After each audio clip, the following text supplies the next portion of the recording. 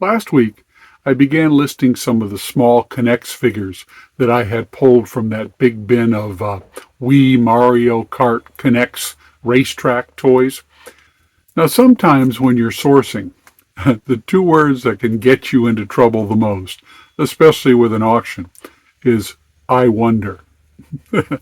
And in the case of the Mario Wii Connects toys that I've been listing, the wonder turned out to be a good thing.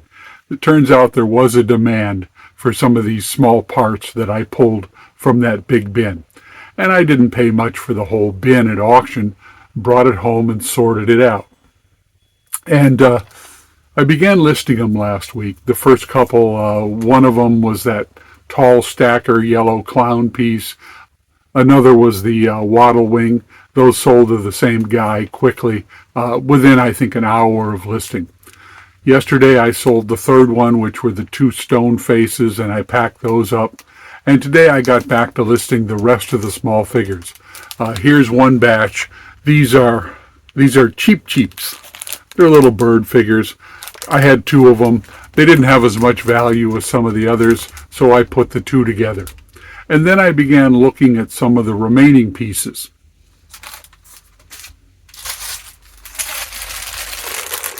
Here's an example, and I'll show you the listing.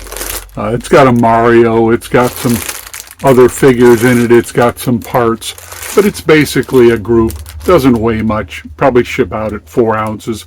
But I listed this this morning, and it sold within minutes.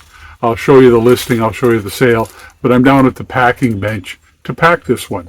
The whole evolution of busting these down is something I do pretty commonly. This was just the first time I had done it with Mario Kart Wii parts for racetracks. I'd sold batches of Connects before, which is what got me interested in the auction lot in the first place. Now, one of the other lots that I made up, though, is in this bag. And again, I'll show it to you on the lot. But this turned out to be a mix of Lego and Connects. And what's interesting about this, all Lego parts that I've ever handled are marked Lego and usually have an identifying number that you can look up on master indexes. And if I look in here, this one gave me a very specific response to a Ninjago set, but it didn't have a lot of value on its own. Then I had two of these little turban-looking pieces. They fit the standard Lego pattern on the back.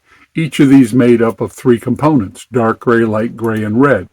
And it took a little while to zoom in with the camera, but Rose did it for me, and she was able to get me the Lego number off of that red cap. When she first enlarged it on her phone, of course, it was reversed. She was able to back up the camera, flip the photo, and I put it in the listing. Now, the third part in this little bag, these turned out to be Connects, and that's what's interesting. I'll show you on the listing. But they have a ball bearing on the back, and then the Connects parts fit on the front. So when I was first putting up the listing, I took a Google image of this because I wanted to get the name. And it came up and said it was a Lego part, which was how these all ended up together. And I looked close with a magnifier on the back, and it said Connects. It specifically on the back here says Connects. So I said, well, that's not a Lego part. And one of the interesting things is that Google Lens and my wife have something in common. With confidence, when you ask them a question, you sometimes get an answer, and they state the answer with confidence and assurance, almost like they're trying to convince you the answer is correct. Sometimes I have to challenge my wife and say, is that an opinion or is that fact? What are you basing that on? And sometimes she'll actually admit that it's opinion. Sometimes she'll even admit she was wrong, but we don't want to go there. But anyway, so what I ended up doing with this, because I knew it wasn't Lego as I was putting up the listing, is I had to shoot an additional photo. And I laid down 2 of them, one showing the back, one showing the front, rather than just the front. And it did come back and tell me what it was. And it said Connects. I'd already taken the photos, uploaded them, made the draft listing. So this lot is going up as a combination Connects and Lego. We'll see if it sells. I don't want to have to go through the effort of busting them out separately if I don't have to. Interestingly enough, there were no others of this particular part on eBay. And that, of course, gives me confidence that I may be able to actually pull about $18 plus shipping out of this bag of little spinners and turbines and bases. We'll see. I'll let you know if that happens. You'll see it on a packing video. But today, I haven't sold the cheap yet. I just listed them.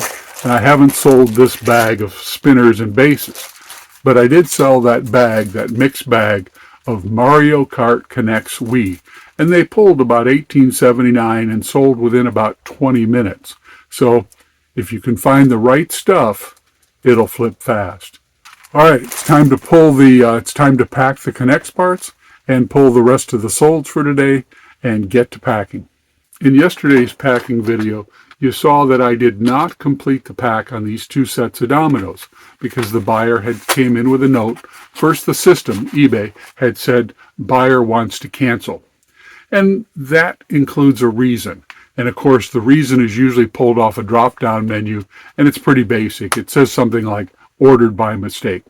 Well, in this case, the buyer followed it up with an additional message to me, and in that, he said there was an addressing problem. Now, addressing problems are not that uncommon, and as you sell more on eBay, you'll get them. And they come typically for a number of reasons, though you rarely get to hear what the real reason is. I moved and forgot to update my address. I forgot to indicate that it was a gift to have it sent to a relative or a friend at a different location. They're a drop shipper, and they managed to get the wrong address in, or something similar.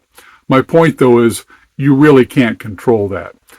Pretty much when somebody wants to cancel an order you haven't shipped, the best thing to do is simply to cancel it and then either relist it manually or let the system relist it, confirm that the system actually relisted it. Sometimes it doesn't for one reason or another, and then move on. In the case of this, all I could do is really wait to see whether the buyer who said he wanted to buy it again with a different address actually pulled the trigger and did it. And sometime during the night he did, so I'll go ahead and pack this and get it out. When I get a chance, I'll actually see if I can find the original shipping address, and I'll find the second shipping address and compare and see what the variation really was. But there's no reason to fret, there's no reason to worry, because you can't control it. From time to time over the years, I've said no and declined a cancellation, but usually that just opens up a whole can of worms, and buyers get upset, and eBay keeps pressuring you to take the return anyway. So pretty much these days, I just take the return. There's not much you can do about it when a buyer wants to cancel an order, especially if you haven't shipped it. It's easier just to take the cancellation, because if you decline that cancellation, eBay starts sending you messages, the buyers begin to get hostile, and you have the situation where if you really do ship the item out and you can't stop it, the buyer's likely just going to damage the item anyway and open an INAD. So if you haven't shipped it and it's still within your control, the easiest thing to do is simply cancel it and relist it. Either let the system relist it or relist it manually. If you let the system relist it, double check that it actually comes up online within an hour or so. Don't get rid of your messages in your inbox if you have your communication turned on from eBay. I get such messages. I just leave them there until I'm sure that the item is back and actively listed.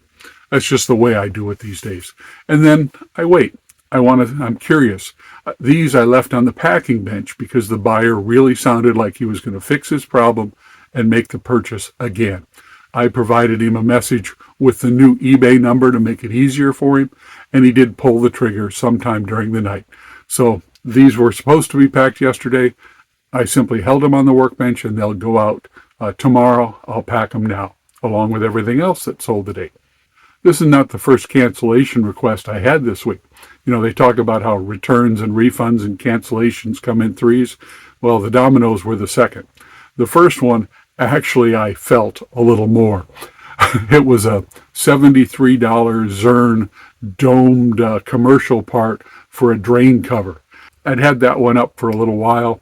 I think it was a discontinued Grainger item. And sometimes that's a positive thing, because if Grainger can't supply them anymore and you've got them and they're new old stock, you've got something. So it went up for $72 plus shipping. It sold. And as I was getting ready to pack it, I got a cancellation.